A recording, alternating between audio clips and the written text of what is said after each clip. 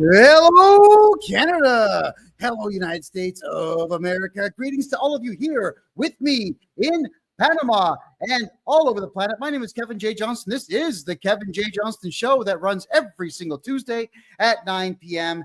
Eastern Time. Oh, we want to say welcome to all of you. Thanks for being here once again. I will not be doing my 15-minute diatribe. I will not be telling you funny stories or anecdotal tales. We're going to dive right into our guests today. We've got Rob Anders joining us right now. And also we've got a special guest I'm going to introduce you to in just a couple of minutes here. Rob, great to see you once again. Tell everybody who you are and why they must care as much as I do, please. Well, I was a member of Parliament for over 18 years in Ottawa, first the Reform Party, then the Canadian Alliance, and then finally the Conservative Party federally. And I've gone down the rabbit hole of central bank digital currency, and I'm very concerned about the control that will give government over individuals' lives, etc. And you can just look up the quotes of Mark Carney to figure out where he wants to take stuff. Oh, yeah. It's very dangerous. And our next guy that you're going to introduce is one of these bankers in Alberta who I think really understands. And we swap some emails back and forth type of thing about where we think this is all going. Well, let's just introduce him right now, shall we? Brett Oland from Bow Valley Credit Union in Alberta. Welcome to the show for the first time. It is a great pleasure to finally see you face to face. Oh, great. Well, thanks for having me. Really appreciate it. Well, tell everybody here what Bow Valley Credit Union is and how it's different from a federal bank. And then we're going to dive right into my questions. Go ahead. Oh, boy, open a can of worms there. Okay, Bow Valley Credit Union based in Alberta. We've got about 600 million in assets, which is small relative to the bigger banks, especially in the U.S. We are a credit union, which means that we are membership owned, so we're not driven by shareholder demands. Specifically, the BlackRocks, the Vanguards, the State Streets of the world, and specifically in Alberta, we're regulated differently. So we're regulated provincially, which our province definitely has more a freedom mindset in mind than the Ottawa mindset, which regulate the bigger banks in Canada. Specifically, Bow Valley Credit Union, we're well known for pushing back against the COVID mandates for vaccination. We never forced anybody to take any vaccinations. We feel that's a health decision that should be made on behalf of an individual, and it's not up to corporate organizations or governments to make that decision. Secondly, we're pretty well known for very much pushing back against Ottawa. During the Freedom Convoy, we refused to close anybody's accounts that were associated with that, which a lot of the bigger banks across Canada were forced to do that. And then thirdly, we're pretty well known for our stance on hard money, specifically gold and silver, and we're starting to tread our way into Bitcoin. So. Whoa, okay, that's quite the mouthful. And what I find here is that Bow Valley, I lived in the province of Alberta from 2021 to 2023, and everyone knows who you are. So congratulations on that. In fact, most people say, hey, try Bow Valley if you're tired of the big sticks. So there we go.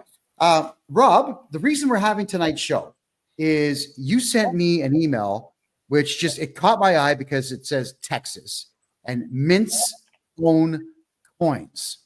Let's talk about what Texas is doing. Please go ahead.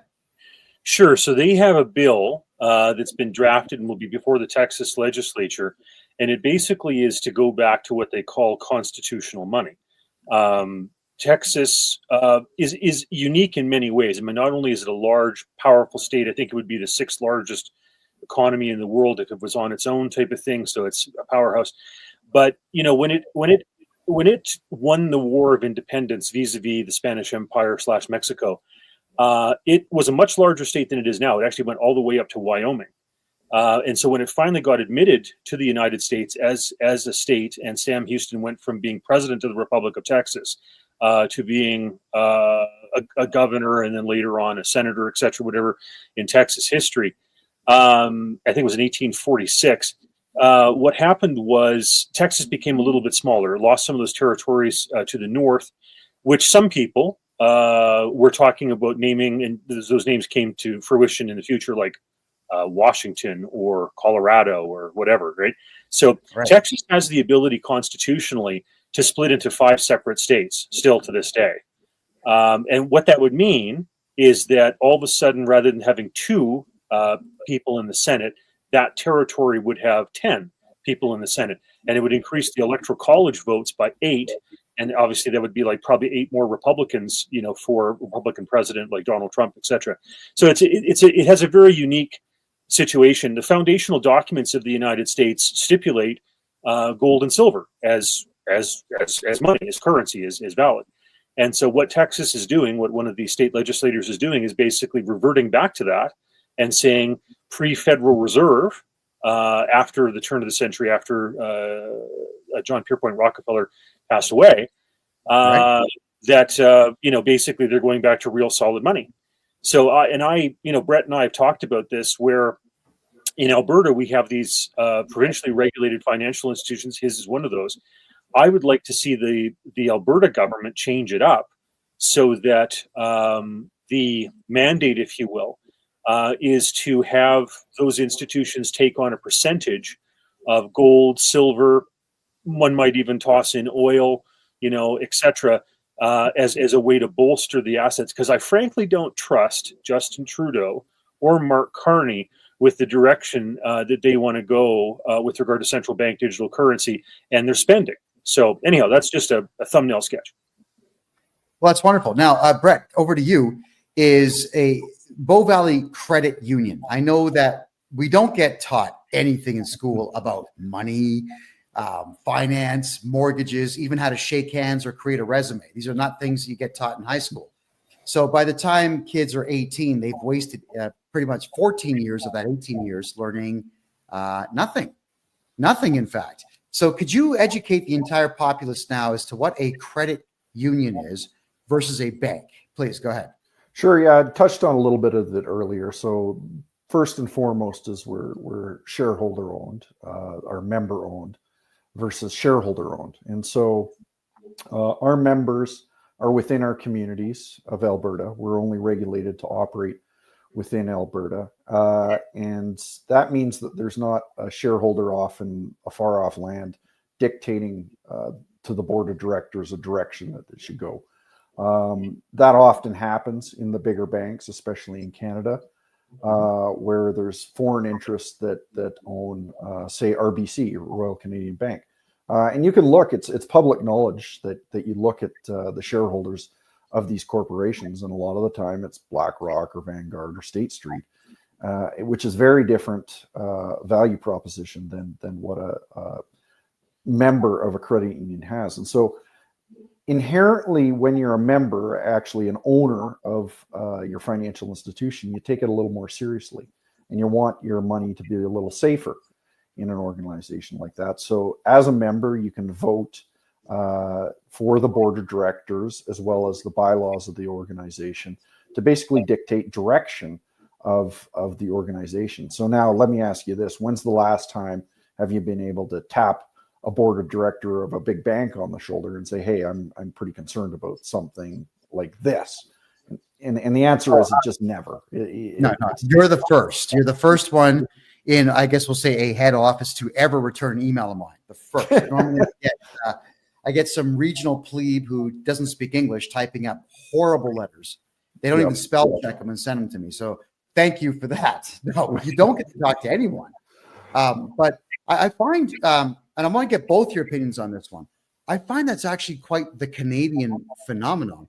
After being in Panama now for 8 months, I can walk into any bank here and just talk with managers and make deals with the banks. I've had the opportunity to meet with the mayors now of the 3 biggest cities in the country. So you have access to politicians here. You have access to banks that want to do business. And then I noticed there's a lot of, in the United States, a lot of state-run banks where you can talk to the board of directors. Glacier Bank is one of them in Montana, for example. I had that conversation today. So why is it that banks around the world, you can talk to the upper echelon, and in Canadian banks, you can't talk to anyone? What's going on there? Rob, I'll give that to you first. I'm just a politician as opposed to the banker, but I think part of it is because we have less competition. We in Canada, when you think about it, on the federal level, you have these chartered banks, and there's a half dozen of them. And so, in the United States, there's a greater proliferation of banks. And I think that, I'm a big fan of the provincially regulated chartered stuff because, I've had my run-ins with the CRA, as we've talked about on the show before. And, and the big banks just jump and do whatever they want them to do type of thing, regardless of whether or not there's, sanctioned by a judge or whatever. So I exclusively bank with provincially regulated institutions now. I won't even touch the federal ones as best as possible. So I think it's partly that we don't have as much competition as we should. Like, I want to stress as well, like Canada used to be, and this is something to be proud of. I mean, we have, we're not proud of Trudeau or Carney or a lot of the mayhem that's going on now. But from 1817 until 1914, we had the longest running free banking system in the world. And we were an example, actually, to the United States when Polk was running for president in the 1840s, et cetera, when he was running against central banks. And, so for that length of time, those institutions, and a lot of them were actually, because, 1817 predates 1865, those were banks, a lot of them that were actually chartered by their colonies. So you think of the Bank of Nova Scotia, you think of Toronto Dominion, you think of Bank of Montreal. Okay, a lot of these were actually colonial, provincial at that time, or colonial became provincial institutions, and that currency, when they held gold or silver in reserve, was traded as far down south as the Caribbean and as far east as Great Britain. Was respected in the United States. So we actually were an example of what Polk was talking about when he was running for president in the 1840s about getting rid of the central bank. Right, okay. Because he actually had a self-regulating, in a sense, independent, private currency system. It was beautiful, and so anyhow, I think we've drifted so far from that ideal. Canada used to have 2,500 tons of gold. This is back in the 1960s. If we'd held on to that, we would be the third largest reserve of gold in the world after, like the United States, for example. And I think it's Russia or China that would come back after that, but maybe Italy now. Anyhow, but yeah, it's just I think we've lost the sense of competition, and it's been overregulated, I think. All right, and Brett, I want to get your thoughts as somebody who's in banking. Why is it that we can't talk to anybody in the upper echelon of banking in Canada? Yeah, and I definitely agree with Rob that it's called a monopolistic oligopoly in Canada. So, effectively we have very few bigger banks that control 83% of the Canadian banking system. And then you have these smatters of credit unions. There's only about 200 in Canada. Compared to the United States, where they have over 6,000 banks that you can choose from. So there's definitely that piece where there's lack of options. And what's really troubling to me is in Soviet Russia, there was one central bank and there was one commercial bank. And so basically, if you got debanked by the commercial bank or the central bank, effectively you were done. And so when you see something like almost a monopoly like there is in Canada, and the central bank, the government, and the commercial banks start to get closer and closer and closer together with the way they're talking on the same song sheet, it gets to be very troubling. Like, you can see the direction that something like this is going. Right. I want to toss into something that Brett's talked about there, and I know, for example, I took in a presentation that he did in Cochrane, where the head office for their bank is, and he mentioned Gazbank, and I was like, this guy gets it, because when Lenin nationalized the banks in 1917 in Russia, then the Soviet Union, whatever, what happened was they had it was easier to nationalize the banks in Russia than it would be. Sorry, it's easier to nationalize the banks in Canada today than it would be in Russia and the Soviet Union in 1917. In other words, they had more banks with a greater dispersion of assets in 1917. So you imagine the type of control that was when they created Gauze Bank. Canada, because we have so few of these massive federally chartered banks, it actually is less banks with a greater percentage of the assets. It would actually be easier than what happened in 1917 in the Soviet Union. That's frightening when you stop and think about it. Yeah, for sure. All right, so this is the question I've got, and it's a big one.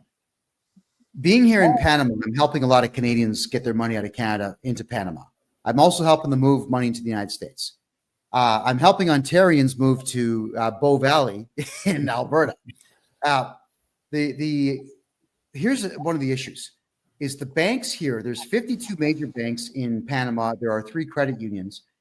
The Canadian bank system, at least the federals, will not allow you to transfer money.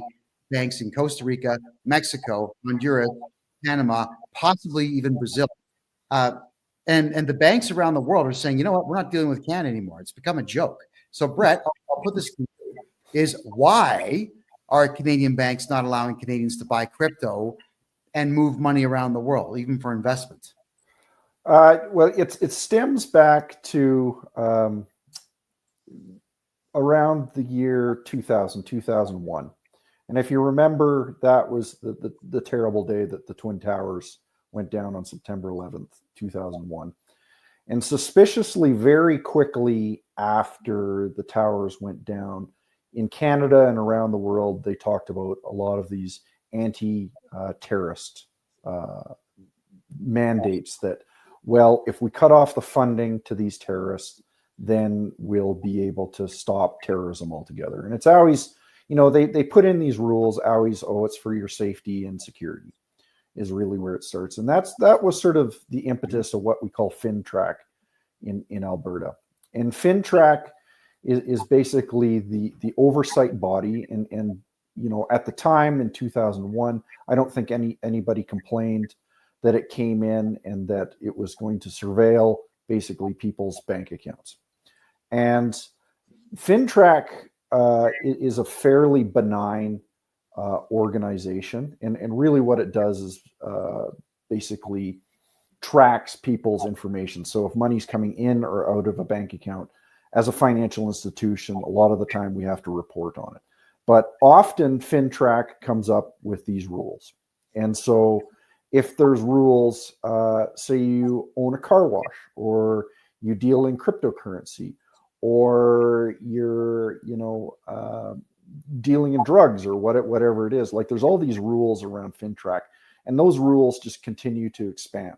And so what they do is specifically blacklist a lot of countries around the world, and basically say, you know what, they're not your traditional country that does business, and so we're going to basically blacklist them, and we're not going to wire any money to them, type thing. So I'm certain that there's ways that you could find around it by finding an intermediary bank in the U.S., which I'm sure you figured out, Kevin. But yes, they don't make it particularly easy, and that it's not a surprise that they're dealing with very cash intensive businesses. They're dealing with crypto where you can move money without surveillance, money exchanges, all these things that they seem to be very clamped down under the rouge of basically your safety and security, because we're going to protect you from the bad guys, which of course, I think anybody on this channel would understand with their eyes wide open what the real objective is. So, well, I certainly think so. Yeah. I just like, to chime in about how, terrorism, morphed into opposing the truckers and COVID mandates and all that type of stuff. And if you're opposed to the green agenda and, 2030 and 15-minute cities and all that type of stuff, or if you just have a larger carbon footprint or you don't agree with diversity, equity, inclusion, et cetera, like that's where that stuff's morphed into. It's very sad. Yep. And you can call anybody a terrorist now, like those truckers that went to Ottawa, you're a terrorist. So then basically it activates this next set of rules where you can basically take away all their rights and freedoms, right? So, well, which is exactly what happened, but it's also putting the fear into everybody nationwide.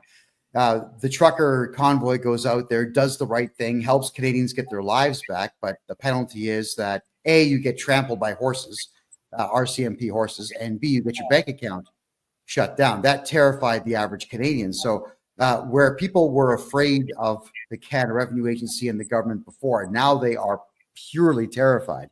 And I know this because I do taxes for people, and everyone's terrified. But FinTrack, maybe I'll let you guys decide who's going to answer this one first. Wow, FinTrack got involved with the crypto market. So you had companies like Coinberry, which is now BitBuy. Then you also had ShakePay, and now you've got Kevin O'Leary getting into it with WonderFi and a couple of other projects. But I used to be able to buy $50,000 worth of Bitcoin and just move it wherever I wanted. Now, if it's over $3,000 that I purchase and move, FinTrack is either contacting me through letters to my address, or they're contacting the exchange I'm buying from. So first off, why do they care about $3,000 transactions, and what can they do to enforce their will? Go ahead. I'll let Brett handle this. I'm less experienced with the crypto stuff. Go for it. Well, right. you know, interestingly enough, when they first implemented FinTrack, it was any transaction over $10,000 is what they were concerned about. And so if you think about that, that was the better part of 24 years ago. And so inflation's just eaten that $10,000 alive, and you know, that's more more or less. And they keep on lowering that rate of you know, in your case, they say anything $3,000. At one point, FinTrack came to us and said, we want you to track all cash transactions.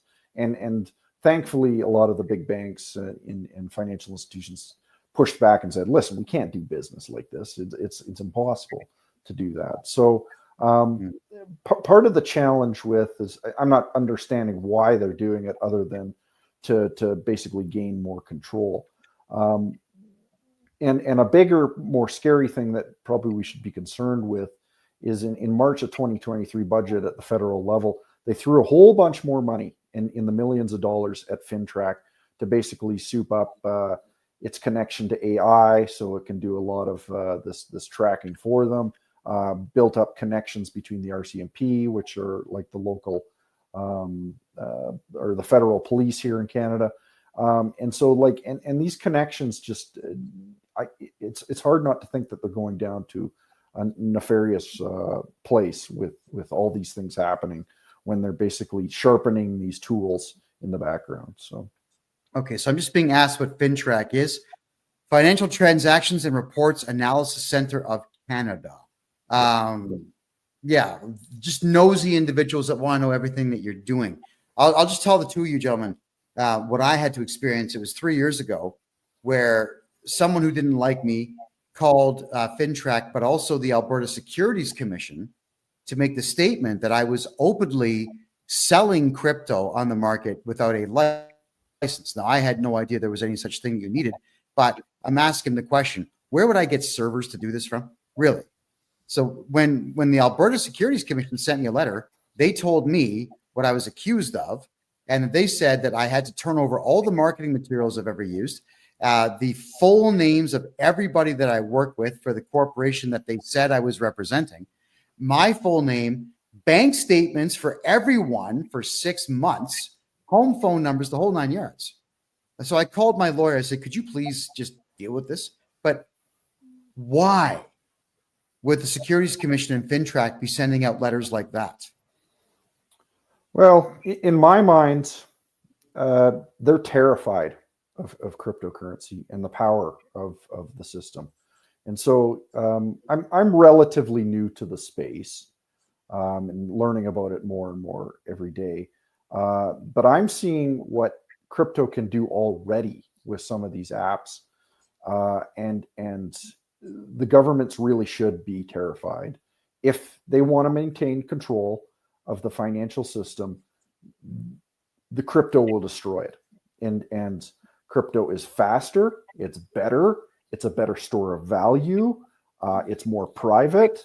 Yes. You know, you name it, you go down the list of these things, and they if you think of money as power and control, they quickly realize that they'll lose it if the world moves towards something like a cryptocurrency. I just wanted to chime in and say that I sent out something today where Mark Carney, just blasé, talks about wanting to control $150 trillion to target that money, private money, toward his green, Agenda 2030, et cetera, whatever stuff, right? Their green agenda. Now, when you think about that, that's 100 times Canada's national debt. That's over four times the national debt of the United States. Like, what type of control freak do you have to be where you want to have taps and levers and controls and fines and penalties on 150 trillion private dollars to make sure that your agenda gets accomplished with regard to the green stuff? Like, it's all about control. It's just so nasty. Yeah. What exactly will this control get them? I mean, there's only so much money you can have and only so much you can spend. I mean, does anyone have any idea why they want this kind of control and what the plan is with it? If I may just jump in there, I think Brett and I could both give you like 100 different answers to that. But the one that I think just boils it right down is look at China. Look at the digital yuan. And if you realize in China, if you criticize the government, you can't get a plane ticket, a train ticket, a bus ticket. Right. You can't apply for a government job. They can make your money expire within a certain amount of time. You've got to spend it how they want you to spend it. And if you don't, it disappears. Like, it's all about that control. So like, there's all sorts of facets to this, but I think that China is the easiest way to understand what some of these control freaks want. Yeah, positively. And Brett, just to reflect on what you were saying about crypto, we're doing taxes, like we're doing a lot of taxes for a lot of people in Canada, some in the United States as well, buying and selling corporations. And the truth is, some of the amounts that we bring in surpass $50,000 to $100,000 per transaction. I'd rather have it in crypto. I really don't. I don't want Canadian dollars anymore. And if I was given the choice between $1 million in Bitcoin and $1 million US, I would take the Bitcoin. I've seen the power of the crypto market, and I had an opportunity to talk to a number of individuals, real hardcore crypto people in Costa Rica and in Mexico. And what you're dealing with is millennials. I don't agree with their left-wing politics, but the younger generation under 40 understands crypto pretty implicitly. And they're buying houses with it, and they're doing investments with it. They're buying private jets with it. It's an incredible system. So now I guess the question would be, how would Bow Valley Credit Union or provincially chartered banks like yours get into this market and profit off of it? Well, and this fundamentally goes back about 3 years, and a lot of what we're talking about here, central bank digital currencies, government control. I think a big piece that we're going to have to worry about over the next decade is inflation. And so the devaluation of specifically the Canadian dollar in our case, but I don't think anybody should be blind to the fact that with the new Trump administration coming in, a lot of what he's proposing is going to be massively inflationary. And I think you have to pay attention to what he's saying of putting tariffs on all the countries around the world. Don't move away from the US dollar. Effectively, what I think Trump is trying to do is trap people in US currency, whether you love him, hate him, or an indifferent with Trump. What he wants to do is get the debt of the United States under control. And to be able to do that, he basically has to inflate the US dollar to high heaven. And so what we're trying to do as an organization is make people aware for educational purposes that we think that inflation is coming and it's coming to stay, and get into hard assets. And so we talked a little bit about cryptocurrency and Bitcoin. We're pretty big proponents of gold and silver that have throughout history been very good protectors of wealth, as well as other hard assets. We're talking land, we're talking housing, we're talking apartment buildings. Anything that you can drop hurts your foot is effectively what you want to be into. And the last thing that you want to be into is like sovereign debt, like sovereign bonds. and low interest paying accounts and things like that, because they're just going to get wiped out over the next number of years. So, yeah, actually, speaking of low interest accounts, maybe you could reflect on this one quickly. I made a presentation to the mayor of Panama City. We were talking about banking. One of the big things I really want to flog is banking here. Everyone knows Panama for the canal and nothing else, right? So I said, we got to market this city. The city's got incredible technology, 35-cent subway rides. The subway is better than Toronto and New York's combined. The infrastructure is here. Let's market what we have.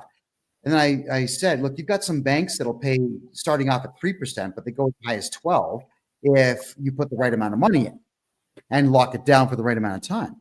And then I showed him TD Bank from $0 to $1,000, 0.01%.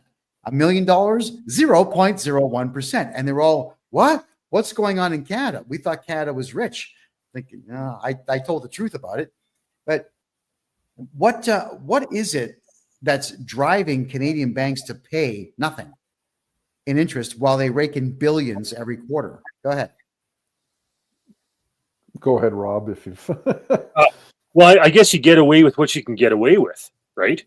And so if you can do that, you do it. I wanted to touch on this idea of, crypto and commodity-backed currency. I'm a believer in commodity-backed currency. I agree with Milton Friedman. I think he gave the best description of the gold standard, et cetera, that I've ever seen. I like private crypto better than I like central bank digital currency crypto or whatever, right? Because that gives the government gobs and gobs and gobs of control.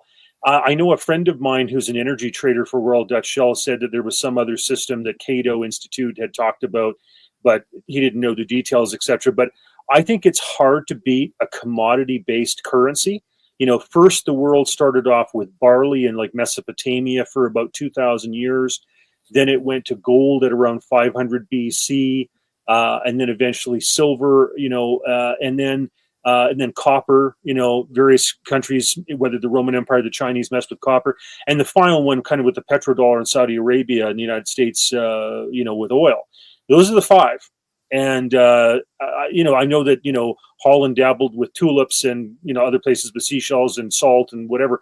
But I think those five things, those five commodities I just talked about, are money, and gold is the king of them. So I'm a big fan of that. I think that thousands of years of recorded history since Herodotus, kind of prove it.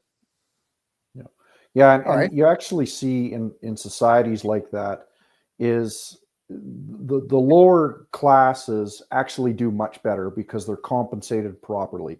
There's a phenomenon called Triffin's dilemma, where basically whoever prints the money gets access to it first and then doesn't have to feel the consequences of the inflation. So of course the government prints the money, they're the closest to it, and the politicians, and so they spit it out into the economy, and by the time it gets down to your blue collar worker, that devaluation has already happened. And so commodity-backed currencies effectively prevent that from happening because you can't print oil, you can't print gold, you can't print wheat. And so they can't get away with this nonsense. And just sort of talking about your earlier question there, Kevin, it's this phenomenon of free money that's happening in Canada, in the Western world over the last couple of years. It's basically the social elites at the top funding their stupid agendas. And I think we start to see it in society. And when you have free money and there's sort of lack of proper compensation for all the workers, you're going to see things like prostitution, drug problems, funding of ridiculous organizations, painting rainbow sidewalks, you name it. Like it's like that you're just going to see all this malinvestment throughout society that would not happen if you actually paid people properly and weren't devaluing the currency constantly. So Rob, I got a question and answer here in the TikTok room. Joseph, if you want concrete tools and strategies on how to transfer assets and wealth here to Panama, get a hold of me on my personal website. My name, KevinJJohnston.com. Could everybody please type that in the room, and same over here on Kick? I appreciate that. By the way, guys, Look at the free information you're getting. It's amazing. Why are there only 2,300 likes right there? Could you all start going like double tap, tap, tap, tap, tap, tap? Just launch it. Same over here on Kick, please. We've got 6,000. Get everyone liking it, please. It helps the algorithm find us. Oh, and everyone see that good-looking guy on the other side of the screen there, Brett? Directly below him is that symbol. It's a thumbs up. So click it, please. It helps us gain traction in the algorithm. Rob, you're up. Go ahead. Sure. I was just going to say that, when I first got elected back in the 90s, the candidate's debt was around, $600 billion, et cetera. And I wondered if in my time as a member of parliament, my lifetime, we would cross into the trillions territory. Justin Trudeau alone has put $1 trillion onto the national debt. I mean, it's mind-boggling. $1 billion alone he was, putting off to the We charity. Brett was just talking about these little pet projects and everything else. I understand some of that was to go and actually subsidize, his wife because she had issues with his lifestyle and whatever. And that was a way to kind of do some back payments. It's just disgusting the way some of this money has just been blown away. And of course, it's going to cause inflation. You can't just dump $1 trillion, of government debt into the Canadian economy and not expect there's going to be consequences, right? Disgusting. Well, part of the consequences that we're learning now is the Canada Revenue Agency has been given a mandate to collect as much money as they can, any way possible. So they are assessing people who make $20,000 a year at $50,000 a year of taxes. I know this because I'm seeing these letters on a regular basis. So it's forcing everyone to do either improper or illegal things. And I doubt very much deliberately assessing someone's taxes at more than double what they make has got to be illegal. It has to be. So, yeah, for sure. Brett, you mentioned earlier in the show that you did not cooperate with the government when it came to shutting down bank accounts of truckers at the convoy. Could you explain what it is that led you to that? Is there a mandate because you're provincially chartered that allows you to ignore the Fed? Go ahead. Well, that's part of it. So we're regulated differently. So we're regulated provincially versus federally. But this actually fell under back to FinTrack again, that tool that they seem to be sharpening. And if you know much about Canada, the Deputy Prime Minister, second in command in Canada, her name is Chrystia Freeland. And she is also in charge of the Office of Superintendent of Financial Institutions and FinTrack. And so basically, very politically driven person that basically forced the hand of the federally regulated banks to shut things down. But what was really interesting is that within hours of her getting up on the podium and talking about, we're going to enact what's called the Emergencies Act and shut down people's bank accounts and things like that, these banks are actually started doing it. So they had advance notice that something was happening in this regard. And we made the conscious decision with it. If we get this order, we're going to push back against it. And we're going to fight it in the courts. And we didn't receive one letter. We didn't receive one email. We didn't receive one phone call to do that. And what was really baffling is, as far as I know, no other financial institution did. They did it as a wink and a nod, and the Deputy Prime Minister standing at a podium saying we're shutting down people's accounts. So unless I'm missing something behind the scenes, just unbelievable, Well, no, actually, what you said makes sense. Wow. Okay, I'm blown away. So I'm going to formulate this statement in question properly here. What you said makes perfect sense, because they knew that the CEOs of the 6 big federal banks would go along with it. But they probably had a feeling that the smaller institutions like yours would ignore them or fight back or get a court order of your own to counter it. So it sounds to me like this was not a court order. It was just a phone call made in a backroom deal. Is that pretty much what it was? Well, that's what I suspect. And that's what I mean by these banks and the government and the central bank getting closer and closer together. These organizations like the central bank and the commercial bank and the government are supposed to be very distinct, separate organizations, and they're for good reason, because they don't want that malinvestment. They don't want a communist society. But the thing is, as we see those get closer and closer together, you start to see these problems like this. And it's that backroom phone call that's, just close down all these truckers' accounts, would you? And no problem. One of these things I find disturbing about this, and Brett's really touched on this, is that the more that the central banks dance the government's tune and do what they want them to do and are complicit with the agenda, whether it's central bank digital currency or whatever, the less there is the need for them, right? Like if you've got a federal government that basically dictates credit and dictates who can get what in terms of financing because of its rules, and if you generate too much carbon or you don't jump to the tune of diversity, equity, inclusion, you're not going to get credit, etc. The oil and gas sector gets shut down, whatever.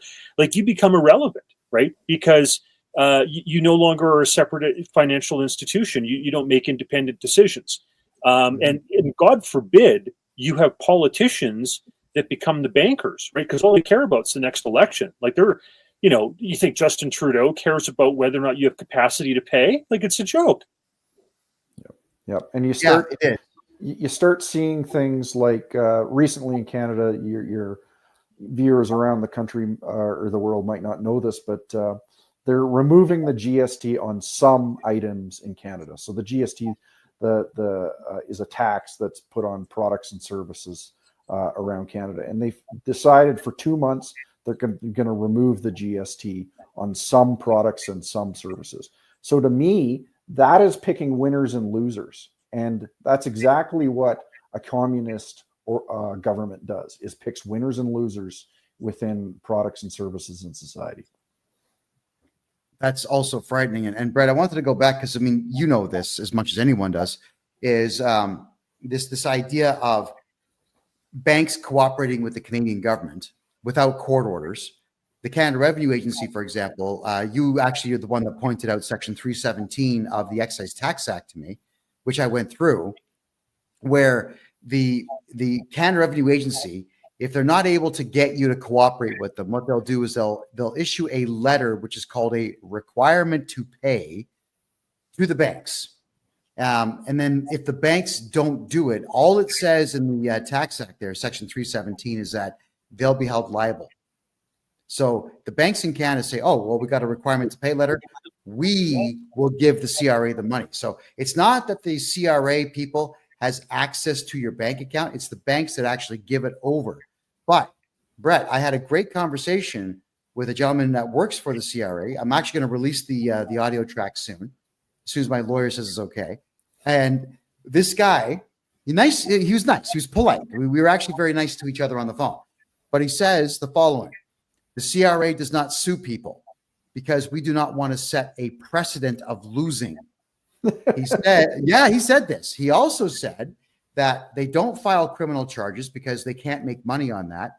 They don't seize properties unless it's an absolute guaranteed slam dunk win that they have case law to back them on, because it costs too much money to try to get somebody's house. Mm-hmm. So if the CRA is making statements like this, what are the banks afraid of if they just tell the CRA, no, we're not going to give people's money to you anymore? If you don't mind, I'd like to just delve into that. There are so many people who are scared of their audits and scared. I mean, the CRA is now 59,000 employees. It's bigger than the Department of National Defense. It's bigger than Canada Post. Okay, that's ridiculous. We have 8 times the number of people working for the CRA that the United States does in the IRS per capita. We have 10 times the number of people working in the CRA that Germany does per capita. It's outrageous. And I want to tell a story about David Elderfield. He's a fellow that I know. He ran a company called Wayfair Identifiers. And back after 9/11, when the Twin Towers, Pentagon, etc., got hit, he came up with a system that could identify the contents of 95% of the sea cans, the containers that were coming in. And you take this thing, you put on the side of these things with a spectrometer. It can determine parts per trillion of whether or not there's drugs or explosives or human cargo, etc. Right now, only 5% of the shipping containers get checked. Okay. Now, China took an interest in this. Surprise, surprise, because they're involved with fentanyl and opium and human trafficking and all that stuff. So they pretended as though they took an interest in it. Well, within days of China making an offer, etc., all of a sudden the CRA pressured the banks, and this poor guy got shut down. He was going to do a sale to an American company worth, I think it was $14 million US, or at the time about $20 million Canadian. Canadian Border Services loved what he was doing. Homeland Security loved what he was doing. And this poor guy got shut down, and his system was better than ArriveCan. Okay. And now the government's talking about throwing away a huge chunk of money on ArriveCan 2.0, which is going to allow smugglers to identify people crossing the border, when they're going to be there, what vehicle they're driving, what their telephone number is, so they can track it, etc. And load a Lexus bumper, full of drugs, and then pick it up on the other side. And the government's thing was, when he did Wayfair identifiers, they said they didn't want to pick winners and losers. Well, here you've got this government. You've got people tied to the Liberal Party who were getting hundreds of times the amount of money that Wayfair identifiers was going to be allocated or whatever. And it's ridiculous. Like there's so much feather bedding and corruption, and the idea that we would allow more of this carte blanche is ridiculous. Anyhow, sorry, that's my rant. Oh, of course. So, Brett, why are the banks not just saying forget about it? Because when I read the Excise Tax Act, here's what it gets really interesting about the act versus the law. Whenever I look at criminal law, for example, there's always a punishment for something that you do wrong. But in any of the tax acts, there's no punishment. It just says you'll be held liable, which means we're going to get really mad and shake our finger. And that's it, because they only have 50 lawyers for the entire country, the CRA. They're all provided through the Department of Justice. They don't sue. Is there a way that we could get the banks, financial institutions, employers to just say no to the CRA? Well, it's a really good question, and honestly, I don't have a good answer for you other than the precedent's sort of been set, and I guess it's sort of where do you draw the line too? We get demands not just from the CRA, but we also get child support demands and things like that. So right. The thing is, does child support demand make sense? Yeah, personally, I believe in that type of thing. Whether you do or not is a different case, and so I really don't have a good answer, but it's a good conversation to have, and maybe we need to think that through of like what are the repercussions of something like this of the CRA coming down on you? I don't know. I've never been bold enough to try it. So, well, and that's a fair answer. Absolutely a fair answer. All right. So, because it's an issue that's near and dear to my heart. This is why Alberta should seriously be looking at having its own revenue agency, right? The idea that you give that much control to Trudeau and one of his ministers, they don't even listen to the ombudsman. In David Elderfield's case, the ombudsman did the highest, level of reprimand he could do to demand an apology from the CRA, and they still didn't do that, right? It's ridiculous what they get away with, and the idea that Alberta, or any other province would roll over and let them have this much control, it shouldn't be. Well, you see, actually, I agree with that. And then based on the fact that earlier in the show, we talked about Texas minting its own coins and possibly currency. The province of Alberta, for those who don't know, around the world, in Canada, there's 10 provinces, which essentially are independent countries that work under the banner of the Dominion of Canada, all trying to get free stuff from each other. But Alberta has oil and beef and trees and water, beaver pelts. We got it all. Alberta does have it all. It could be an independent country just on the oil alone. So do you gentlemen think that there is a way for Alberta to have its own minted coins and, like you said, its own revenue agency where all the money, actually, could Alberta be its own country? Let's go through all three of those. Brett, if you wouldn't mind, I'm going to maybe address this first and then turn it over to you because of what you guys are doing. Okay. Sure. Because Brett's really tackling this in a head-on way. So I would like to see the Alberta regulated financial institutions have a peg. It could be 1% to start off, then 2, then 3% of assets in, say, for example, gold, silver, oil. Okay, I know I was approached by somebody, I won't mention who, but I know they have connections to the premier, who was talking about Alberta having a crypto that could be convertible into hard assets like gold, silver, oil. Now, Alberta is probably best situated in terms of oil because, we produce millions of barrels, etc. We have a little bit of gold, but not much. And anyhow, so oil is the easiest one, I think, in terms of that. But Brett is talking about having not a government sanctioned version or something done by the government of Alberta or even by a very Alberta regulated institution like the Alberta Treasury Branch, but they've kind of got their own idea. So Brett, over to you. Sure, yeah, and probably the best way to explain this is what we talked about earlier. Rob, you mentioned the free banking system, and effectively those banks way back in the day had those reserves. They had those tangible assets, and so there's basically 4 types of banking systems. There's for this case, we'll use gold. So there's people can exchange their wealth and their store of value in gold.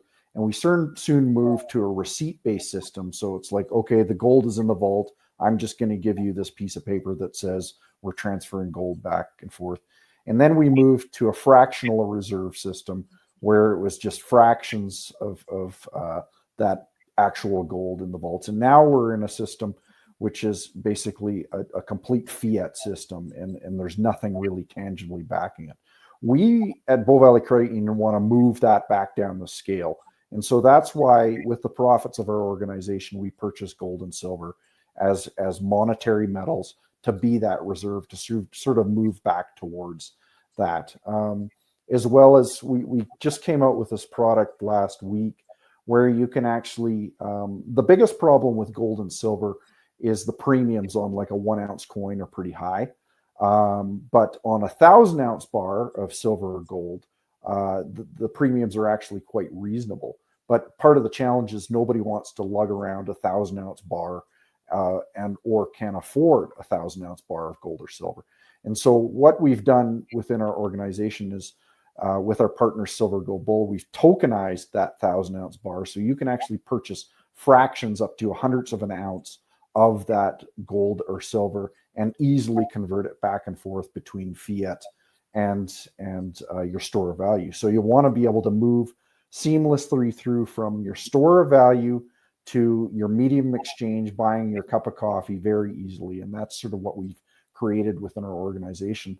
And we can see that the governments don't have a lot of palate for this because they lose their power. So basically we're starting it as a private organization and similar to what Texas is doing, basically saying, yeah, we're going back to tangible money. And this is the route that we've taken. And so if the federal government isn't going to do it, we're going to do it. Okay, so you're essentially a small provincial bank that actually has gold and silver in its vaults. Correct. Yeah. Compared to the other ones that have nothing in their vaults. I'm very happy to hear that.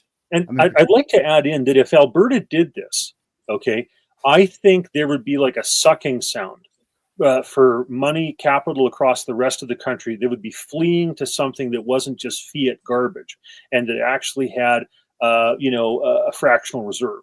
And he and I both agree with this, in terms of the fractional reserve part. Like a history thing I just want to touch on for a second is, when Rome, for example, had its gold, silver, and copper coins, at one stage, the Roman Empire and its economy got to the stage where it was almost going into territories to get more mines because it wanted to have more, commodity type of thing for its currency. The Spanish Empire ran into the same thing, but then discovered Peru, and then all of a sudden the pieces of eight were all across the world and causing inflation of their own type of thing, but were really sometimes the most common currency even in the United States during that time. And then the British Empire also had that type of situation where literally they were going into territories to make sure they had enough, of the commodities to back their pound sterling, etc. So I think that to have a fractional reserve and probably utilize these various commodities that I've talked about that are time tested is kind of the way to go. And I'm hard pressed to think of a better system. I don't know of one. Yep. All right. You I actually want sorry, Brett, you go ahead. Oh yeah, and exactly the road Rob's going down here, and you've touched on there, Kevin. It's like this concept of using the blockchain or the crypto technology as well as hard assets in commodities and things like that. The technology is there, and we're capable of doing this type of thing, and it would, you know, build a very sound financial system. I wanted to point something out here. You mentioned silver, gold, bull. I actually buy all of my gold and silver from silvergoldbull.com. I know that people are buying commodities now. Have a look at this, everyone. These are copper coins. They're not pressed with a face value, but they're pressing coins so you have an ounce of copper now. And I wanted to show you here, out of stock, out of stock, out of stock, 1 kilogram out of stock, 1 ounce copper bill out of stock, coins out of stock. People they're lapping it up. They're worried. I think that the average person in Canada is excessively worried about the Canadian dollar. I'm worried about it. Being here in Panama with the US dollar, I'm losing 30 cents on every dollar. It's really getting on my nerves, actually. So my thoughts are I'm going to have to start buying up vast amounts of gold and just pay the duties and get them shipped down here just to be able to have the same value. Anyway, I just want to point that out to everyone that the Canadians are catching on to the fact that the Canadian dollar is kind of useless. And if you look at XRP has tripled in just the last month. People are believing in other things. So, Brett, you being in banking, I'll ask you this one. The Canadian dollar, is it going to be around in 5 years? I think, especially what the Trump administration is doing, I fear for the Canadian dollar really bowing under its own weight. We continue to and Rob, you're probably better versed in this, but effectively the Canadian dollar is backed by our resources of our country. Very significant oil and gas producer and exporter. If governments continue on down the path of this green agenda and continue to make it more and more difficult to get oil and gas out of the ground, our dollar is going to collapse on itself. With massive amounts of tariffs, our dollar is going to start collapsing on itself. You know, we're one of the least productive G7 countries that there is, and I think we might even be the worst productive G7 country that there is. You know, people are getting poorer within this country. We're less productive, and this all leads to a decline in the currency and the devaluation of the currency. So, and part of the challenge is this compounds on itself. As we lose ground against the US dollar, a lot of the products and services that we try and import are priced in US dollars. And so inflation starts to increase. And then they print more. And then inflation increases again. And then they print more. And you get into the super cycle of where it really perpetuates itself. And it's no wonder you're seeing things like hard assets out of stock, because people recognize this. And especially in Alberta, they're clawing and scratching over people to get into housing and in land and just put my money somewhere, because they don't really understand it, but it's just get it into hard assets, get it there. Right. It's really just unbelievable, frankly. So, okay. So then I guess here's a real good question for you then, based on what you just said. Let's say that everyone in Canada takes all of their cash and buys hard assets with it. Let's imagine that everybody could afford a house. What would happen to the housing market if the Canadian dollar crashed and had to be replaced by the American dollar? Like, I know it's completely speculative, but it's a concern of mine. Honestly, to stabilize things, I think that may be the direction that we have to go ultimately. If people lose faith in the Canadian dollar, it's still the worst the dirtiest shirt in the pile, but the U.S. dollars is still a safe haven, and rhetoric by the Trump administration only compounds on something like that. And in my mind, and we touched on it earlier, but the U.S. dollar will be the last dollar the last currency to fail. Everybody will currencies will collapse before the U.S. currency will fail. So I think I'll add on that to say that, okay, let's talk this BRICS thing, for example. You've got Russia in the midst of a war that is not going well for them. Their currency, their gold reserves have gone down as a result. China has gone down in terms of their gold reserves by about 1,000 tons since a little over a decade ago, etc. And their economy is having its issues. India is going ahead and storing up and buying it's massing its gold reserves because it's worried where things are going to go. South Africa, has its own issues, type of thing. So I don't think that that's realistic. Like I know that China and Russia don't like having to deal in U.S. dollars and would prefer to get out from under that. But if I'm a banker in Frankfurt or Zurich or wherever, I'm not going to look at the BRICS thing and go, yeah, that's credible. I don't think that's realistic. The euro. Britain is looking to do the Brexit thing. They're kind of, going back and forth with regard to that. Germany has now elected, the Alternative for Deutschland in a serious way in the Bundestag. They're looking to get out because they don't want to take on the debts of Portugal, Italy, Greece, and Spain, etc. You think about it with the euro, you've got 20 plus countries with 20 plus macroeconomic variables. So to figure out the value of the euro, you've got to have like 400 to 500 variables in the calculation. Like it's insane. I think Margaret Thatcher was right when she said that lowering the tariffs and creating a common market made sense, but that the lack of immigration controls and the common currency was not going to work out. I think she's right. It's just a matter of when. So I agree with Brett that the Americans with 8,000 tons of gold are still, and by the way, that's not the 20,000 tons of gold that the United States had in the 1960s, right before they delinked to gold in 1971 with Nixon. So they're not the currency they used to be, but it's still the best one of the bunch.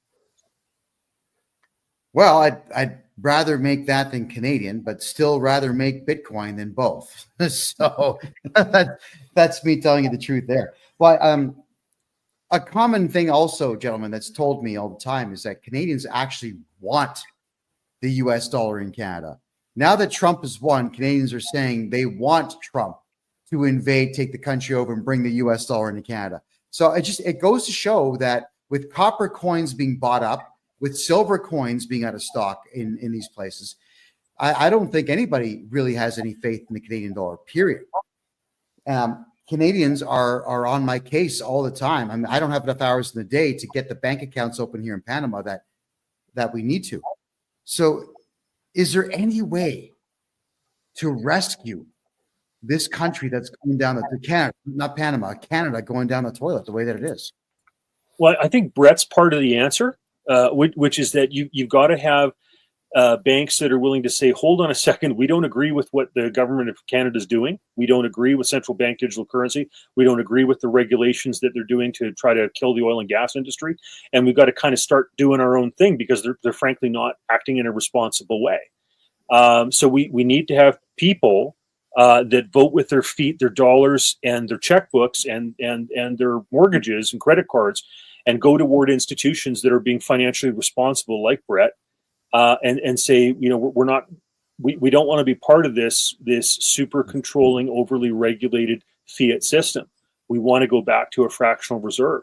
And I have been working and sending out emails, for a while now, to try to encourage my fellow politicals in Alberta and across the country that I think Alberta is in the best position of any place to have our provincially regulated institutions move over to a fractional reserve system.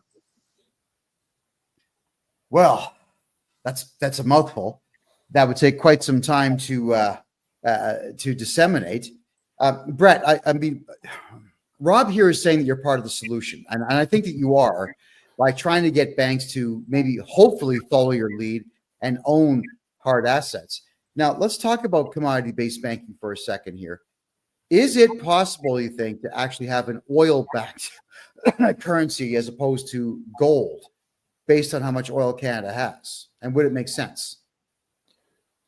Yeah, I think it probably is. And that would probably be the excuse of governments today is like, well, you know, our dollar is backed by the commodities. They're just in the ground, you know, which you know, easier said than done to actually get them out. So that's probably their reason why that they think that they can print to high heaven.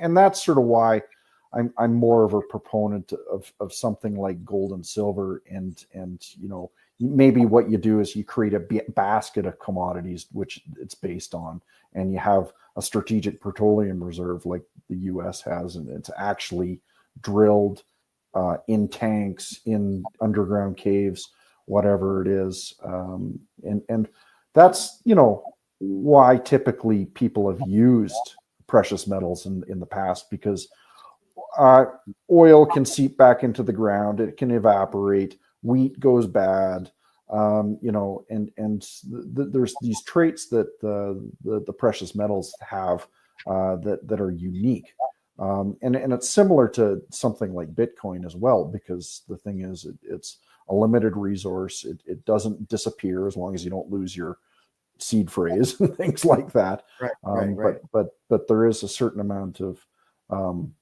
protection around that. Can we get back to a more sane environment? I think money is a great place to start. I think if you fix the money, a lot of the problems that you're seeing in today, the social disorder would disappear. The wars would start to disappear. Dysfunction would start to disappear. Yeah, and just sort of one thing I wanted to say, I got to correct myself. When I was talking about being close to the money, that's the Cantillon effect, not Triffin's dilemma. Sorry about that. Gotcha. I'll have to look those terms up and do some reading. You know, so J.P. Morgan said that gold is money and nothing else. And I would say that those other precious metals like silver and copper are good proximates and backup to gold. And then after that, just because Alberta produces so much oil, and because U.S. needs and has a strategic reserve, et cetera, and it's easy because, you know, we don't produce as much gold as we do oil, et cetera. It's an easy one for the Alberta government to have provincially regulated financial institutions go with. But any one of them is better than fiat garbage. Yes. Right? Oh, sure. Absolutely. Now, here's a question just based on commodities. I mean, gold and silver backed currencies, for example. This is a very interesting point that was brought to my attention yesterday, and I don't have an answer. Sri Lanka is a hotbed for every precious stone imaginable. Regular diamonds, yellow diamonds, gold, sapphires, rubies, emeralds, everything. And you can pick them up like this and put them in a bag and buy them for a couple $1,000s. Now, why would that country not be utilizing gems as their commodity? Why would Canada not use oil? Why would, I guess, United Kingdom use, what do they have? Nothing. So, come on. Go ahead, Rob. Well, precious gems are precious, right? Of course. But the problem is, let's say you take a guy like me, okay? How am I supposed to be able to ascertain the value of one diamond versus another? I'm just not that much of a connoisseur of diamonds or emeralds or rubies or what have you, right? The great thing about gold and silver is that when it's stamped and it says that it's 99% pure or whatever, as long as it's not China or somebody putting out some fake ingots or something like that, you hopefully know what you're getting. That's I think the difficulty with precious stones is that and as well there's industrial uses for silver and even for very fine gold in terms of electronics and various things. I guess there is for diamonds when it comes to like drill bits and stuff like that, but those probably aren't the ones that they're going to want to use as a currency, where they probably want the more refined stones, the ones with less inclusions in them and stuff. Whereas the industrial diamonds that are used for drill bits are much rougher and not as pretty. So that's my answer to that. But Brett may have some other wisdom to offer here. Yeah, sure. And you really go back to the definition of money, whether it's fungible, whether that means whether you can just trade it, whether it's durable, whether it's, can stand up to a little bit of wear and tear, where it's portable, you can move it around, recognizable, which exactly what Rob's talking about there. I can't recognize one diamond from another, and as well as the stability. And, you take a look at that stability as a key trait of money. And I think it's safe to say that any fiat currency in the world today does not have that stability. And I think people recognize that. So, something that Brett just said, like, I can't tell the difference between a diamond and a cubic zirconia. I mean, I'm sure there are. Yeah, I mean, jewelers could maybe, but I can't. So I think that's part of the problem. Well, a cubic zirconia is something that I would deliberately go look for if I was going to put a ring on someone's finger. I'm not buying diamonds. Yes. You're right. You'd have to be trained to know the difference between the gems. I get it. I've just not been able to figure out why a country that has so many wouldn't use it. But now, something that I really wanted to talk about here, because mortgages in Canada, to get a mortgage or a loan in Canada is a nuisance. And it comes really from the fact that every time you walk in the bank, you say you want a loan. First question, by someone who's not born in Canada, I might add, who doesn't speak English. Oh, what's your address? We want your house. That's what they'll say. They're not wording it properly. They're asking for assetless. But it seems that Canada is almost 100% asset-based banking, whereas most of the rest of the world is capital-based banking. You got a good idea in the States, you get money, you go do it, and you make money on that money. In Canada, unless you have $1 million, you can't get a loan for $1 million. Brett, I'd love to get your take on that one, please. Yeah, no, we're especially seeing some challenges. We're considered income-based lenders, and that's becoming very difficult, especially with the baby boomer generation retiring, because they don't have any income. And so when most of the financial institutions in Canada are income-based lenders, or collateral-based lenders, like you're talking about, it makes it extremely difficult to do a lot of type of lending.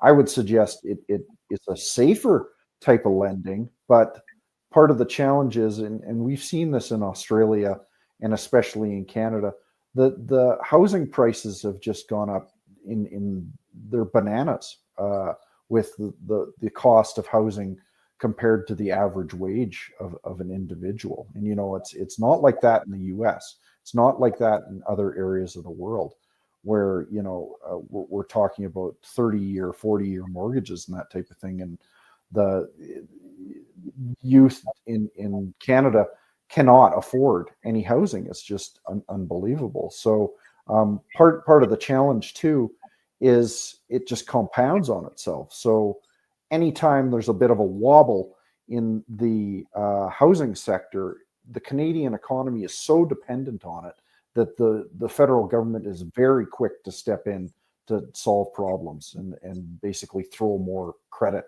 at the system. So, but you're absolutely right. There's more than one way to skin a cat, and really you should look at hard collateral and capital to be able to do lending versus just passing around houses back and forth to each other, because it makes up a huge proportion of the GDP of Canada and Australia, right? So I just wanted to touch on China for a second. Like, one of the reasons that the Vancouver housing stuff is just priced out of ridiculous is of course there's great weather and people want to live there even if they can't find a job there, whatever. But as well, if I'm in China and I have this ridiculously controlled, regulated, blah blah blah, digital yuan, I am going to own a property in Shaughnessy in Vancouver, even if I don't live in it and it sprouts up weeds, because that's way safer than having my money in Chinese digital yuan in banks in China. So that's part of the problem for Vancouver, is you've got all this Chinese money that is desperate to get out of this corrupt system. And you're probably seeing a lot of that, even just what you do, Kevin. It's like Canadians recognize the corrupt system and they're looking for a better alternative down in Panama or Central America or South America, that type of thing, right? Well, I've already found it for some Canadians. There are a number of companies down here. It took a little bit of negotiating to get it to happen, but if you have a credit card, like an Air Miles credit card, buy a condo on a credit card. Just tap it, get your Air Miles, get your points on it. But now you've got a concrete bank down here. And condominiums, actually, they really go up in value in Panama. In Canada, they're worth nothing. I wouldn't give you $5 for one. But here, I'd buy half a building worth of them and Airbnb them out and watch them grow in value. So you are correct. I am seeing Canadians and Americans, mostly Canadians though, putting their money down here where it's affordable. And I keep alluding to this in my show. My grocery bill is $30 or less per week. There are restaurants that have plates of food bigger than my head for $2-3. I'm stuffed. I can't even finish the meals. 50-cent coffees, 50, 60-cent donuts, $1 slices of cake, 6 inches across. It's easier to live in a place like this, much like I'm sure that Vancouver, as expensive as it is easier for Chinese folks, especially from the big cities, to live in. So yeah, we're seeing wealth moving out of crazy places into less crazy places all over the world. I just wish the Chinese folks knew that Canada is almost as crazy as China. If Alberta had these fractional reserve, real solid asset banks, there would be all this money from the rest of the country that would be flowing in here trying to get away from the fiat system in the other places. It'd be awesome. I would love it. Yeah, I would, and that would mean that Alberta should probably eventually have its own police force, get the Royal Canadian Mounted Police out because they serve no purpose, and have its own standing army. I think it'd be great. I would love that. Would be the Alberta that I would move back to in a heartbeat. Is to be there with its own currency and its own almost sovereignty. The Switzerland of Canada. It could be that. I know. Do you think that Daniel Smith's got the backbone for it? Well, we're going to see. And sometimes, even if she doesn't have the backbone, if we can convince David Parker and Take Back Alberta and the Alberta Prosperity Project and all these other plethora of organizations that push for these things and get people elected onto the board for the party, maybe that can happen. We'll see. Because it's worth it. It is. It would be a very rich place. There would be jobs everywhere. And the other good part too is that I think the left wingers would finally realize that they don't belong in a commerce-based society. They'd leave. They'd go to Vancouver, go poison that place, and Alberta would just be bang on. Brett, get started. We want this to happen. Yeah, well, I think banking is a small part of it, but you touched on some other things there. That the police is a problem, the legal system's a problem, taxation's a problem, education's a problem, justice is a problem. Like there is rot everywhere, so it's a big job to fix, and I hope we're on our way to being able to do that. So. Yeah, somebody just commented here in Kick that when I said I pay $30 for a week of groceries, they just paid $30 for one whole chicken. Wow, and I'm not surprised. I'm truly not surprised. So if you're in Alberta, everybody, the only place I could recommend to you right now is buy a cow, buy a whole cow. Should cost you about $2,400 to do that. It'll last a family of 5 a year and a bit. Buy whole cows. Forget retail. Retail is crazy. Brett, let's talk about Bow Valley Credit Union now, because let's push you a little bit here. You're the first CEO of any bank in Canada to ever speak to me, so thank you for that. And now that we've got you here, talk about what products you offer and why you're better. Sure. Yeah, we touched on that big one that we just launched is the tokenized metals. We call it an e-metals account. And what the benefit of that is you can move back and forth seamlessly between your store of value and gold and silver into fiat currency. We're big proponents of Bitcoin, although we don't have a lot of products and services around that. We see the value proposition there. As far as I know, we're the only financial institution that will lend against gold and silver. So we consider it hard assets. And, that might even answer a bit of your question from earlier, Kevin, it's that truly is, that capital-based, commodity-based lending, when you can lend against your gold and silver. Our board of directors is aligned with our thinking, which is really important. Very freedom-minded and liberty-minded, entrepreneurial spirit. It helps a lot that we have an organization that's backed up with a staff and the board that are aligned in their thinking, and that there's problems in this world, and we're just trying to do our little part to help solve those problems for people. There's limitations on what we can do. You can't really ask us to break the law. We won't do that for you. But the thing is, it's a whole lot better than a lot of what you'd get at another financial institution out there. You can actually get somebody on the phone, which is pretty unique, instead of talking with somebody in Bangladesh. You're talking to somebody in Alberta. All our staff are Albertans. They have a vested Albertan mindset, and we've tried to do things a lot differently from other credit unions, and especially the big banks in Canada. So, and you've got internet banking at your institution there. Yeah, we're a full service financial institution, so pretty much everything that a bigger bank can do, we can do as well. So the simple stuff: email money transfers, Visa, debit cards, all the above. Yeah. Huh, okay. Oh, and an app where you can take a photograph of checks and deposit them. Yep. We have that. We have a lot of people that are still. We're big proponents of cash.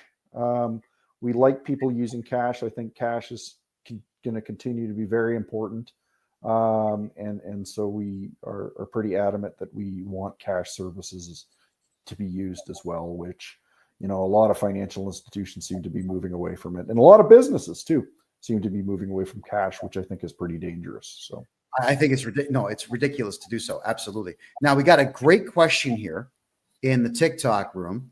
This is from Ian Brown. He's asking, will you loan against Bitcoin or other crypto? We're not there quite yet. It's the loan to value would have to be pretty low, just because Bitcoin is pretty volatile. But we need a couple of things in place before we can be able to do that. We need to be able to house your Bitcoin with a custodian. So that way, if you can see the math behind that. If you have your Bitcoin and our fiat cash and disappear, that's a problem.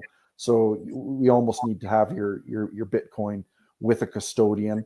That can be a big challenge for a lot of Bitcoiners. They want their keys, their coins in their possession. But we are looking at that and trying to go that direction.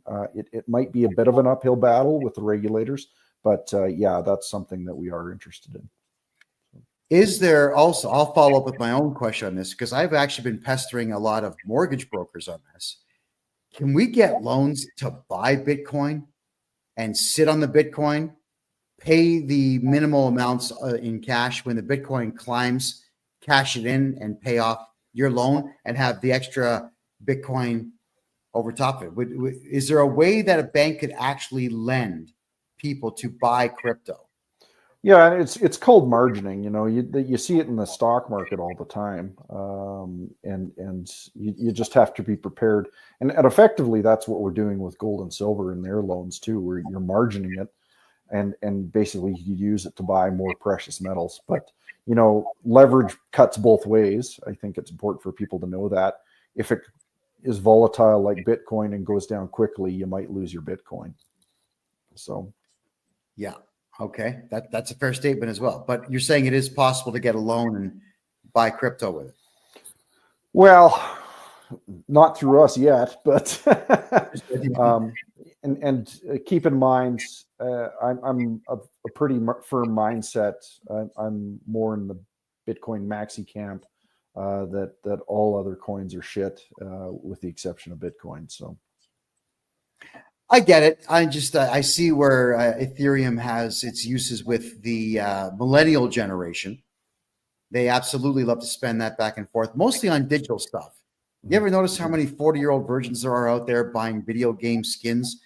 That's stupid stuff with Ethereum, but it flows a lot. Yep. With the Russians making the announcement that they're considering XRP as a national currency, I guess would drive that up. But I do believe in Bitcoin. And that would be the first coin of choice that I would want ever if someone were to give me the choice of coins to have. So I agree with you on that. Bitcoin's the oldest. I think it's the least corruptible. And I think in 5 years, it's going to be worth $500,000 per coin. That's my personal thought on Bitcoin. If you have a different opinion, let's hear it. Again, yeah, not financial advice, but I expect within 3 years, Bitcoin to hit 225,000 US, just based on some patterns that have happened in the past. So that's a pretty good risk return. Yet again, this is not investment advice, but yeah, it's got incredible potential. And just regarding XRP, you know, it's got a really, really interesting use case around a medium exchange that I think has the SWIFT payment system and a lot of the banks very concerned with, because a lot of the banks' margin, especially in the US, is made on foreign exchange. And with something like XRP, that basically disappears, right? So I think XRP's popularity is increasing just because the number of transactions per second it can do on the worldwide networks. That's my explanation that was given to me on it. It was something like 44,000 per second, as opposed to Bitcoin, which was considerably less. Yeah. But I don't know if that's true or not. Yeah, I'm not sure on the specific statistics, but the medium of exchange use case is very interesting. I'm not so sure about the store of value case for XRP. Basically, what they've used is a cryptocurrency coin to fund the development of a payment rail system, is effectively what they do. So what's the value of that payment rail system? Right now, it's looking like it's worth about, say, 200 billion Canadian, which might be in the ballpark, but expecting XRP to go to 5,000, and that would imply that the XRP Ripple network would have an intrinsic value of 500 trillion. I think that's a little far-fetched. News to me about the Russians maybe using it as a store of value seems strange to me. The better use case for the Russians, I think, would be for a medium exchange, but that's just from what I understand. So, all right, perfect. And Brett, a lot of people are asking who you are because they can't on TikTok and Kick, they can't see you. So go ahead, let everyone know who you are and how they can find you. Oh, sure. My name is Brett Oland. I'm the CEO of Bow Valley Credit Union. To get in contact with me, just go to Bow Valley CU, the letter CU, like in creditunion.com. If you're interested in getting in contact with me, you can just reach out to the contact section and get in contact with me. And happy to have a conversation with anybody. Unfortunately, we can only help people with their banking within Alberta. But yeah, happy to noodle around a few ideas if anybody's interested. Can people move to Alberta and open an account? Absolutely. Yep.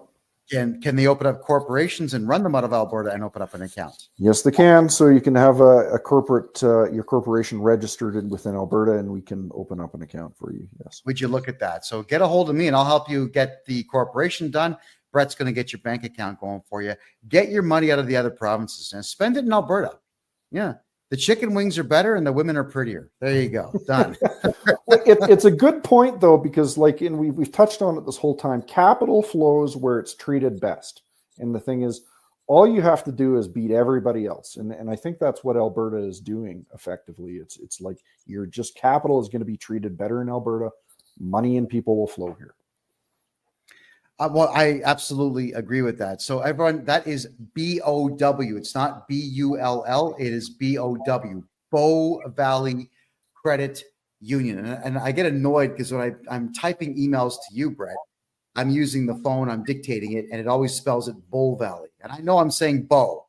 I know I'm saying Bow. It never gets, never spells Bow. Well, how long has the bank been around? 70 years, 70 years. We actually started in Banff, Alberta. Banff Park Savings is what it used to be called. We've seen a fair number of cycles, not as old as some of the bigger charter banks that have been around for over 100 years in Canada, but we've seen our fair share of licks. So, yeah. Oh, and that's 2 words, guys. BOW, and the second word is Valley Credit Union. And just so everyone knows, I've got the biggest mouth in Canada. I have been declared the most controversial man in Canada. I didn't give myself that title. The Canadian Broadcasting Corporation and CTV and a few other junk outlets gave me that. And Brett, it must be true if they mentioned it. Oh, so. It has to be true for CBC. I agree. It has to be true. Brett Oland, the CEO of Bow Valley Credit Union, is the first bank CEO in the country to be brave enough to talk to me on the phone first off, and then to come on my show. The others will not return my emails, my registered mail. They won't even reply to legal letters I send them. It's crazy. So I want to say thank you very, very much for having done this. Now, Rob, you put me on to Bow Valley back in, I would say, February of this year. We were talking about the fact that the Canadian federal bank charters were going to expire on June the 30th. And immediately after that show, my email box filled up. What should we do? So I began telling everyone, do a bank run. Get your money out of Canada. Just go grab all the cash you can. Then you came back on the show 3 more times. I said the same thing publicly this time. Do a bank run, do a bank run, do a bank run. That got back to Trudeau and the powers that be. So they extended the Bank Act 2 more years. So I want to say again, thank you, Rob, for being a part of that. And Canada, you're welcome. You're welcome for 2 more years to get your money into something of value. Now, Brett, I got to ask you this. You're provincially chartered, but what happens to Canada in 2.5 years now when the federal bank charter expires? The Bank Act expires. When the federal banks no longer have a charter, what is going to happen to the Canadian dollar? Go ahead. Right. Yeah, I think it's important to note that this has been around since about 1871. The Bank Act. It always had this clause in it that they were going to review the Bank Act every 10 years, and then they moved it to every 5 years, and then they moved it to every couple of years, and they were supposed to actually review it in the middle of COVID, and I think it was 2022, and then they pumped it out to 2025, and then as you suggest, I think they put it out to 2027. I haven't done enough research on it to see if it's nefarious. It's definitely something lingering over people's heads. If you really want to go down the rabbit hole, they may be proposing to move towards something like a central bank digital currency in 2027. They are woefully unprepared to do something like that. So we may have a little bit more runway than something like 2027.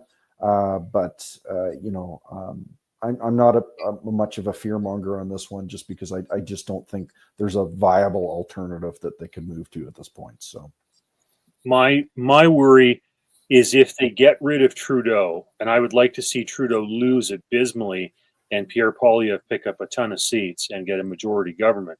But if they swap out for somebody like Mark Carney, who is like hook, line, and sinker on central bank digital currency and green economy stuff and everything else, and has all sorts of, plans with regard to forcing people down that road of switching people out of oil and gas into, whatever. I think that's a huge problem, because Carney is a slicker salesperson for central bank digital currency than Trudeau is, and that is dangerous. Yeah, no, I completely agree. He's smarter. He's better versed. He used to be a central banker of the Bank of Canada. He went over to England and was the governor for the Bank of England. And if that doesn't scare you, nothing else would. There's constant ties back to the monarchy, and the saying goes, all roads lead back to London. A lot of the problems we see in the world today are based out of that little island, and don't let them fool you. There's a lot of trouble that England can cause, and you see it today, and they're the ones that are pushing Russia into World War III. They're the ones sending missiles over to Ukraine. They're the ones saying, "Oh yeah, we need to liberate the Ukrainian army," and these things are not good. And I thank goodness that there's people behind the scenes, that it seems at the Department of Defense in the U.S. that have some sane minds and are not letting this thing escalate. So. Yeah, and I'm just thinking, with Britain's proximity to Russia, why provoke? Yeah, it's just a tank drive away for the Russians. My guess is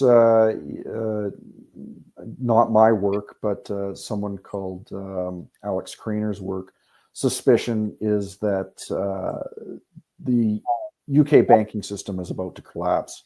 The sovereign debt is they're effectively bankrupt, and so as they've done in a few other times in the past, mainly World War I and World War II, when the country goes bankrupt, they take you to war, and I think we're seeing that again, where effectively Europe is bankrupt, specifically the UK, and they've run out of options, so they want to force a war on people. That's my opinion, but I want to point out, in Canada's case, like I said, we had the beautiful free banking system operate in this country from 1817 until 1914. It's not a coincidence that ended at the beginning of the First World War, and it's not a coincidence that they brought in the Federal Reserve in the United States after Pierpont Morgan passed away, and with the introduction or whatever of the First World War. So wars they create terrible banking scenarios, right? They debase currency, they cause inflation, all that type of stuff, right? So because of the First World War, we lost the most beautiful free banking system the world had ever seen. That's an absolute shame and a crime. And I am concerned. If you're telling me the United Kingdom is broken, this is the only way out for them is to cause trouble and a war. Uh-oh, look out. Now, here's hoping that Uncle Trump is going to stop that nonsense. But he's only one man. So we can't put all of our faith in just one guy. Now, Rob, this is for you. Speculation on after the election next year. Should Poilievre win a majority government, will there actually be an improvement in the economy, or can we just expect more of the same? Well, there's no doubt that he's going to be better than Justin Trudeau. Like, it's hard to be worse than Justin Trudeau, right? Mark Carney might be worse than Justin Trudeau because he's just as much of a globalist with a nefarious kind of green agenda and smarter at selling it, right? So, but I have no doubt that, Pierre is going to want to cut taxes. I have no doubt that he's going to want to, put limits on the growth of government, et cetera, which is all stuff that needs to be done to try to get our debt situation under control. So I have no doubt he's going to be better. I mean, is he going to be, as strident as maybe some of us would like? It's like when Harper came in. A lot of us were Hoperites, hoping that he was really going to tackle this stuff, and yet the bureaucracy grew, and we didn't get, a defunding of the CBC or various things that many of us were hoping for. So, it reminds me of when Milton Friedman was being interviewed one time, and this interviewer ran through a list of government departments, and Milton Friedman wanted to get rid of education. He wanted to get rid of a whole bunch of departments in the federal government. Now, if a president actually did that, oh my word, like Milei is doing in Argentina, like that's phenomenal stuff.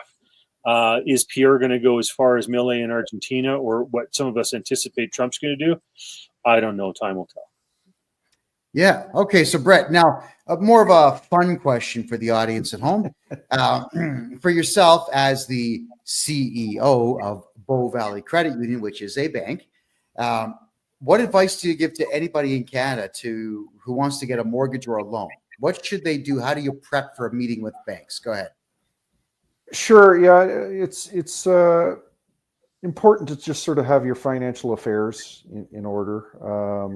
It's unfortunately for a lot of the youth, they've gotten themselves into trouble in the past, through bad creditors, that type of thing. It's important to, especially in Canada, to keep those credit scores as high as you can. Make sure you're paying off those phone bills. Make sure you're not in too many credit cards, that type of thing. Important to do that and constantly worry about your credit score. Big down payments are important. Some advice. It's difficult sometimes, but I've heard of people with 30 or 40-year mortgages. You're paying pennies down on something like that. Probably the minimum I'd recommend is a 25-year mortgage on something like that. Be honest with your banker. Never a good start to a relationship if you're dishonest. Big down payment as you can possibly manage. There are insurance programs for housing. It's Freddie Mae and Fannie Mac in the U.S. In Canada, it's Sagen or CMHC that can help with people with less of a down payment, but you do end up paying a lot more insurance premium on your house overall. So hopefully that's a few tips that can help people. Well, you brought up a good point. Credit score. Is there anything that you could advise young males, young women out there on how to build a good credit score? I mean, one of the tricks that I used to pull when I was younger is I'd get a credit card. I'd go to the bank machine, take out a cash withdrawal, 5 days later, pay it off, repeat the process, keep doing this. And then I also got a bank loan when I was 17. I got a bank loan with my mother's help for $2,000. Stuck it in a coffee can, made the minimum payments, 3 months later, paid it off, got a loan for $4,000, and I kept upping it. And I was eventually able to get credit. Would that still work today? People getting short loans and paying them off? No, absolutely. And I recommend people not overdo it. So don't get a $15,000 credit card when you can only afford a $500 credit card. And you don't need to make it huge. It's like, it doesn't say credit score with, using $500 credit. It basically just has a score out of 900. So, but you're absolutely right. You want to pay on time with interest. Don't miss those payments. Specifically with the younger generation, they're looking at phone bills because everybody seems to have a phone bill these days. Don't miss those payments on those phone bills. Those ding you pretty hard. Any utilities pay off, and important to get set up properly. Not that you ever need it, but build that cash reserve, potentially a small line of credit. You don't need, like you say, not anything silly, just $2,000 would probably do it. But honestly, keep that so you're not drawing into it, and debt can get you in a lot of trouble if you're not careful. So try and get out of debt as soon as you can as well. So.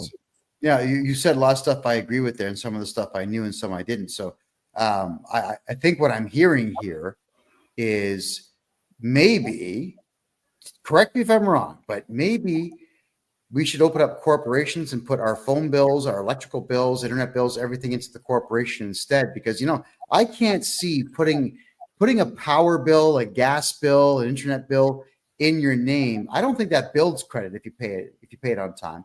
I just think it actually removes or lowers your credit score if you don't pay it.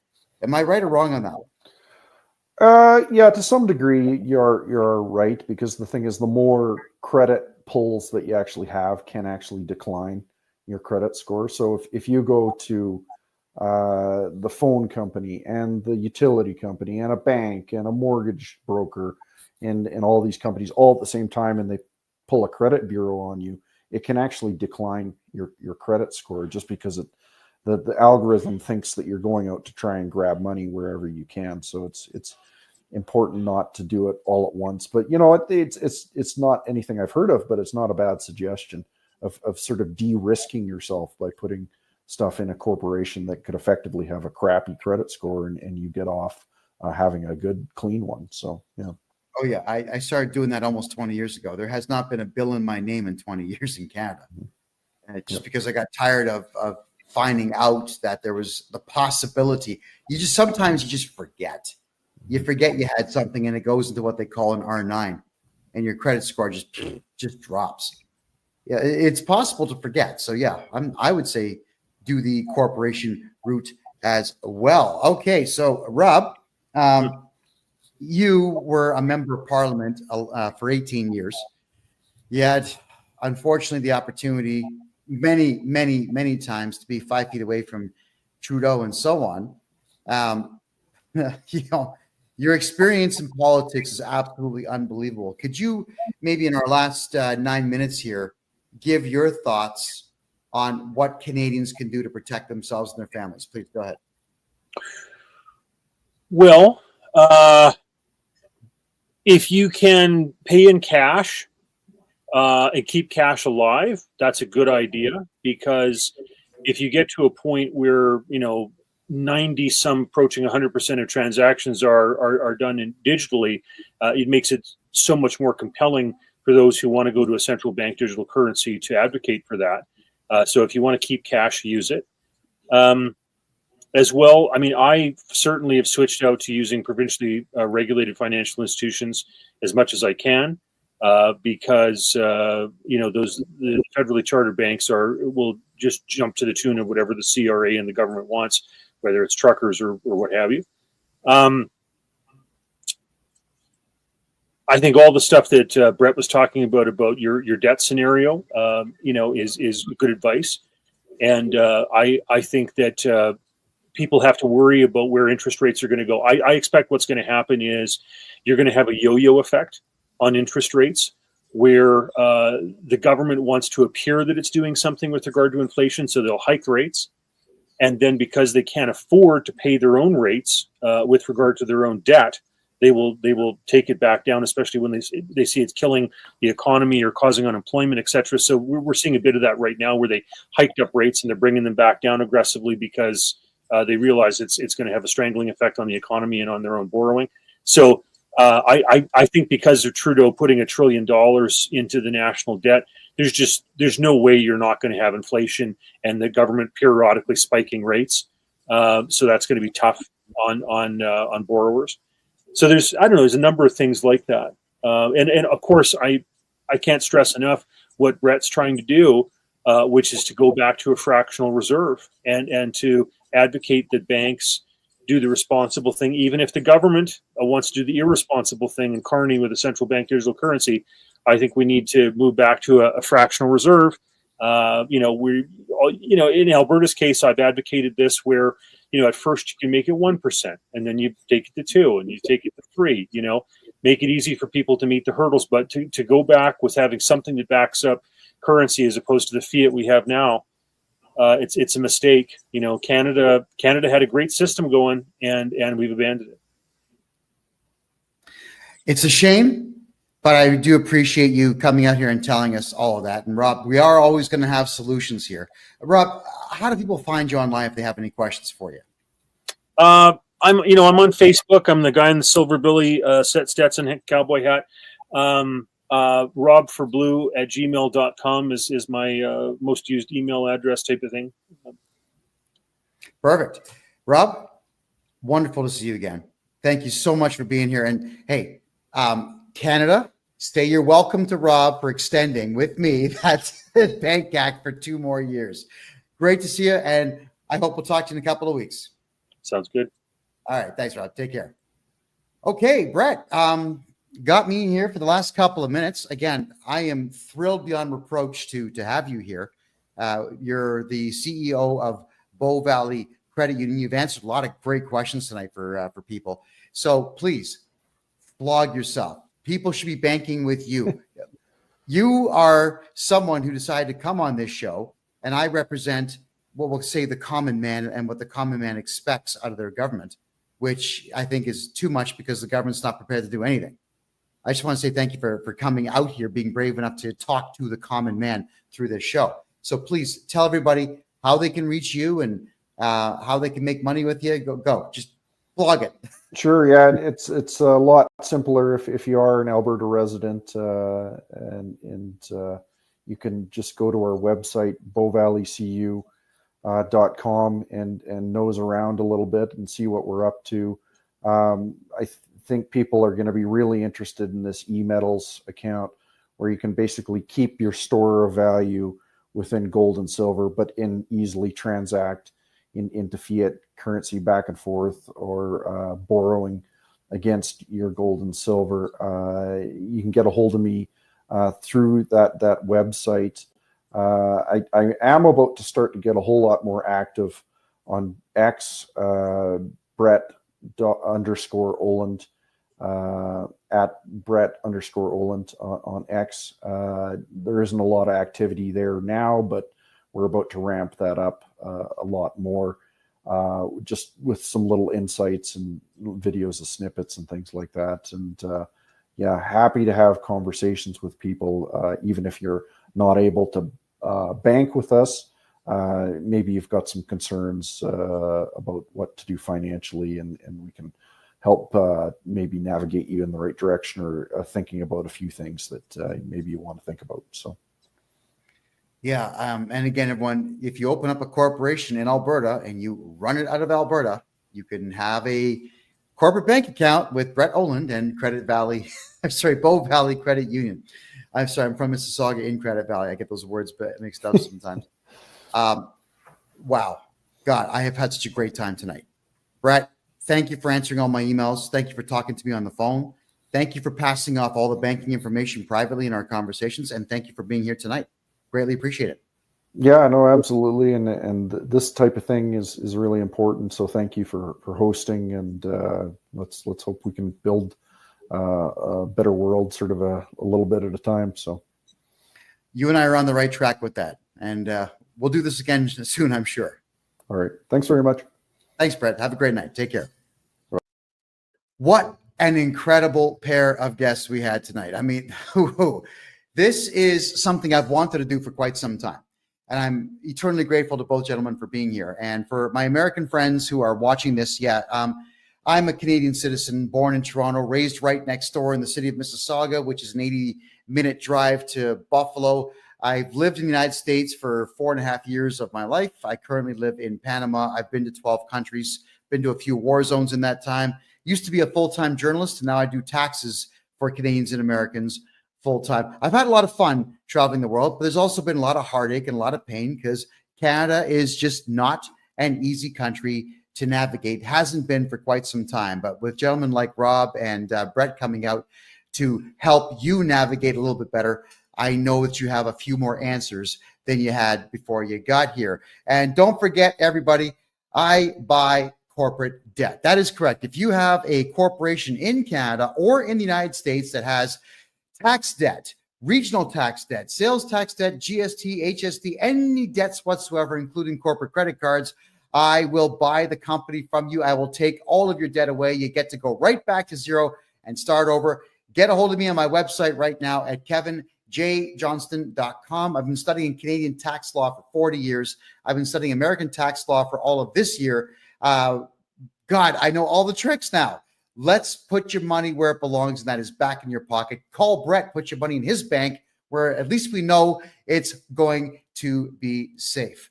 My name is Kevin J. Johnston. This is the Kevin J. Johnston Show that runs every single Tuesday at 9 p.m. Eastern Time, right here on freedomreport.ca. I love you all, and good night.